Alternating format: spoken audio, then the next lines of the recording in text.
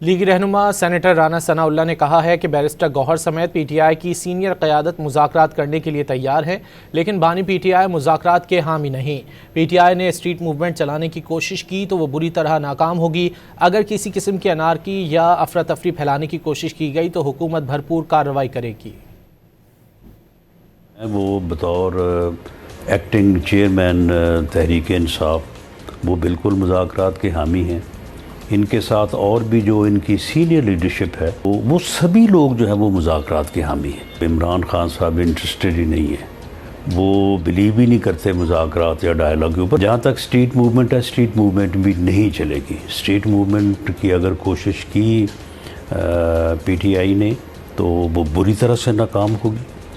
और इस किस्म की अगर उन्होंने अनारकी और जो है वो अफरा तफरी फैलाने की कोशिश की तो उनका ये अमल जो है वो मज़ीद एक्शन और उनके ख़िलाफ़ जो तादीबी कार्रवाई है उसको दावत देगा।